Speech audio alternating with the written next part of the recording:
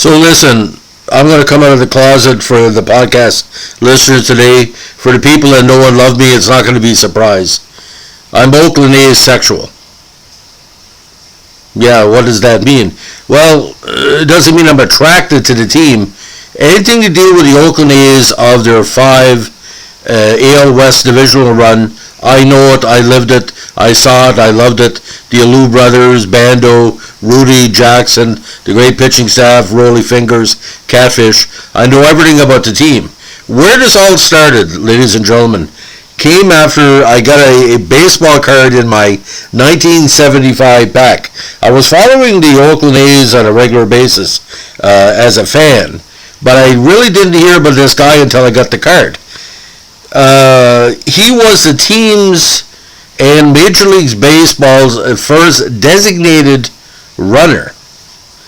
Never been known before, never been done since. He had a 2-year career with the Oakland Athletics in their 75 title year against the Dodgers and 75 where they lost to the Red Sox in the AL Finals. Now,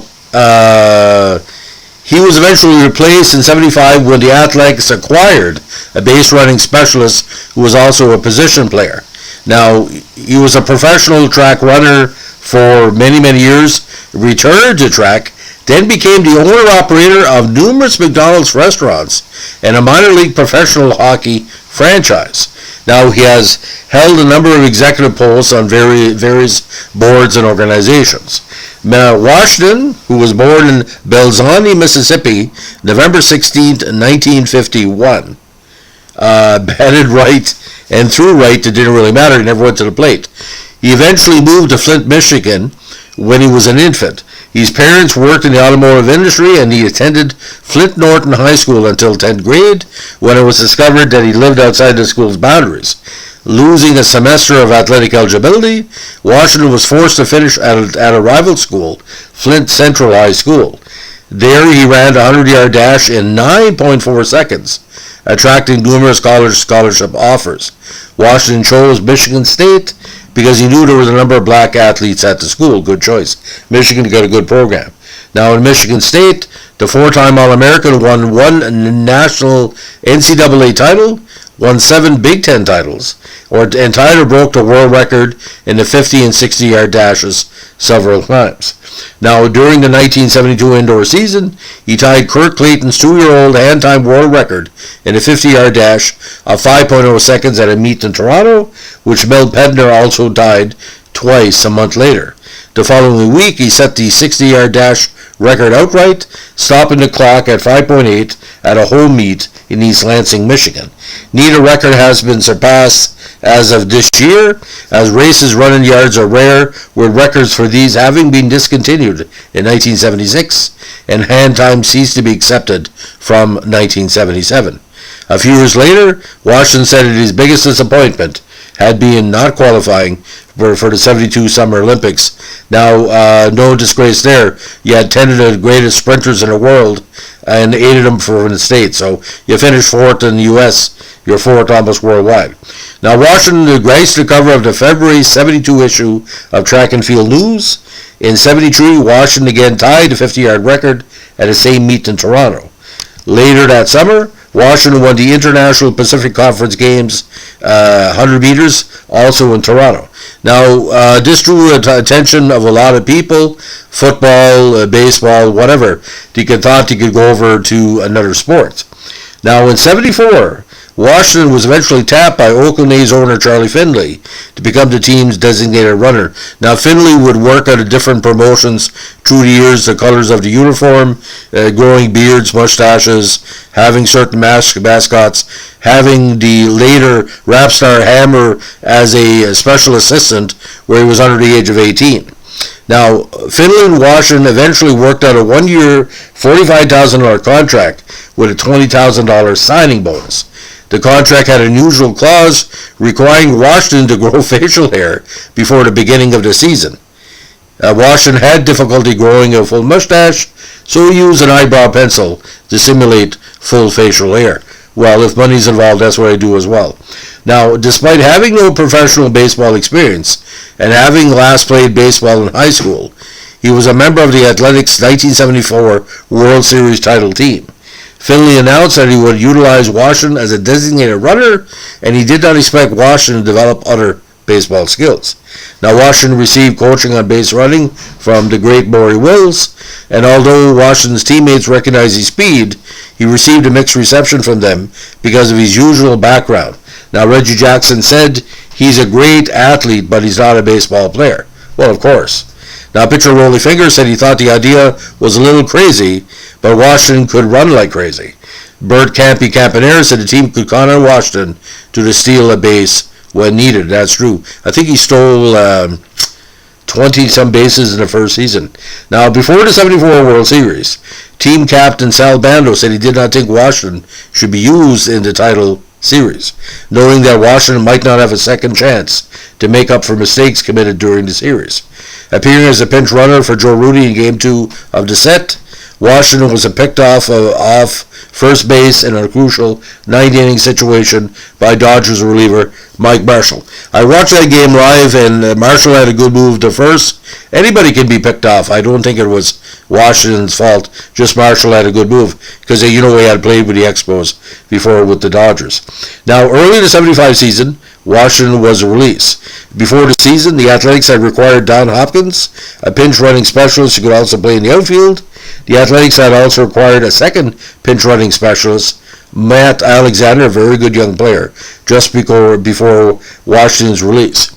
Now, he played in 105 Major League games without batting, pitching, or fielding, again exclusively as a pinch runner.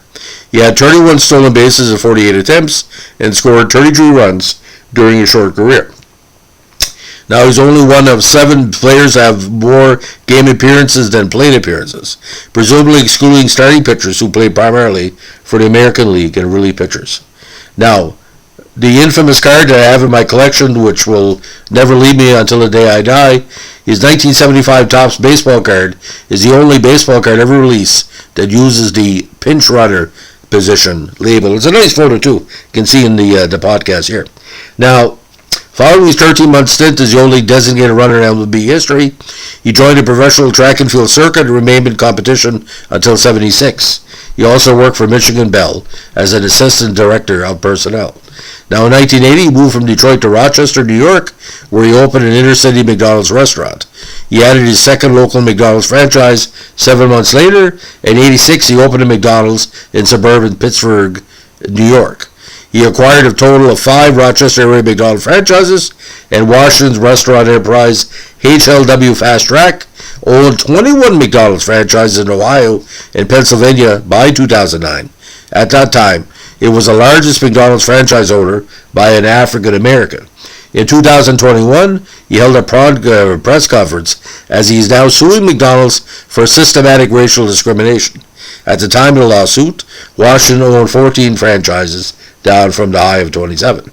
Now, he was also the co-chairman of the Small Business Committee of the United Way and was active in the Urban League of Rochester. Washington was named to the New York State Athletic Commission in 1990. In 1992, he became the chairman of the board of directors of the Buffalo, New York branch of the Federal Reserve Bank of New York, and later was named director of the Federal Reserve Bank of New York. Now, in 2005, he founded the Youngstown Steelhounds Minor Hockey League franchise in the CHL.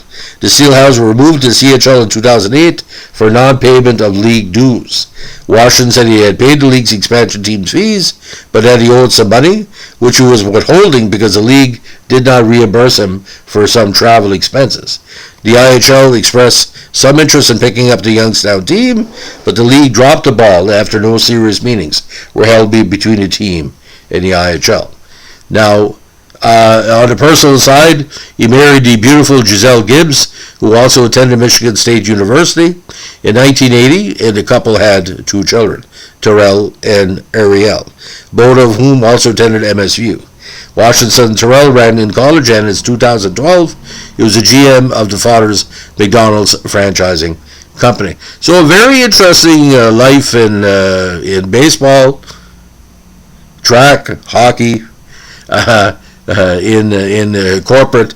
I would suspect his claims of systematic racism would be extremely what do you call, provable, because it was not easy for a black businessman in the inner city, especially someone like him. From what I heard, he was a very jovial and a very direct individual. That would not go over well with the white power structure, trying to hold him down. Well, I only remember, ladies and gentlemen, he looked good in Oakland A's jersey. You would never think he was just a pinch runner. You look at Marcus Semien of the Toronto Blue Jays, the great former Oakland A's, who's now playing with Toronto, has a great start. He looks like a little bit like Marcus Semien, and a kind of a passing resemblance to like Ozzie Smith as well. A very handsome gentleman, but I mean, I used to see him do sprints before he went to the bag. You only called him the Prince Runner. You're allowed to do sprints. My God, this guy was fast, but wasn't like the biggest athlete in track and field history, and I think that worked to his disadvantage. Most track athletes need to be a little taller and a little, what I call, more vertical than Herb was. I think, if I'm not mistaken, he was one of the shorter athletes in the U.S. track and field system at the time. Because you look at only Otto Bold and a few others could get away with that, because you look at a Donovan Bailey style, taller is better, Usain Bolt. If you're 6'2", 6'3", every stride is an extra 3 or 4 seconds. But I think if he would have stayed with track and field, he could have easily broke 10 seconds for the 100 meters. No doubt at all. And Charlie Finley, he made a lot of mistakes in baseball. I think he made a right choice here, because what he did after baseball benefited a lot of people, not only his own family, but the extended corporate family he was part of. So Herb, he's been a legend to me for many years. My honor to do a podcast on him. And like I said, I missed the mid-1970s with the Oakland A's, because there was always something that Charlie would bring to the office. Like I said, the Trialous, Holtzman, deciding to put in certain players to be pinch runners, Blue Moon Odom, it's endless. And to beat the Reds in 72, to beat the Mets in 73, and beat the Dodgers in 74, these were dynamite opponents. And you're only judged on the level of your opponents. I think the Oakland A's dynasty in the mid-70s is way up there, as probably one of the most consistent dynasties of the last 50 years. But let me know what you think. Like, comment, and subscribe is always appreciated. Let me know what you think. Requests are also encouraged. And as we like to say in the North Shore, if you're a pinch runner, you better be Herb Washington, because if you can't play the field, you got to run. Have a good day. Bye.